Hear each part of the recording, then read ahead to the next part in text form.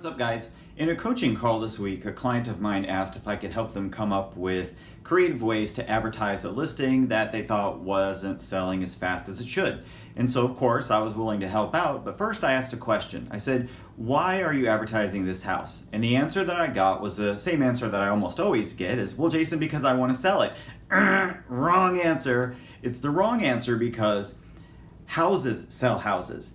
Advertising doesn't sell houses. What advertising does is connect you with new prospects. Think about it this way. Anytime you list a house, you have that initial wave of showings, and what that is the people that were already in the marketplace that were just waiting for a house like that at that price to come on the market. Sometimes you get an offer and things work out and you sell the property. And if that doesn't happen, then it's a waiting game. You wait around until new people enter the marketplace, and then you have a slower trickle of showings over time. So see, advertising doesn't make people come into a market. Advertising attracts people once they've already entered the market. Think of it this way. Think about BMW.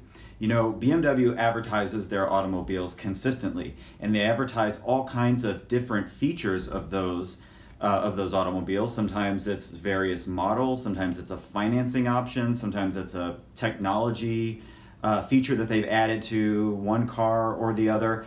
BMW constantly advertises, but you don't notice any advertising from BMW until you enter the market and have made the decision that you're going to actually buy a BMW. Now, housing works the same way, and it's important that you look at it from this angle so that you end up operating a smart business. And as a business owner, it's critical to understand that the only reason you do any advertising at all, especially advertising listings, is so that you attract new buyer prospects continuously.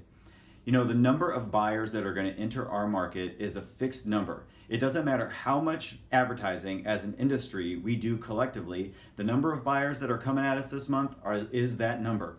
And next month will be the same thing, and every month after that. What that means is that we can't control how many people are going to decide to buy a house in any given month. What we can control is the quality and the consistency of our marketing so that we end up attracting enough prospects our way to run a healthy business and ultimately to sell property. That's what we're after.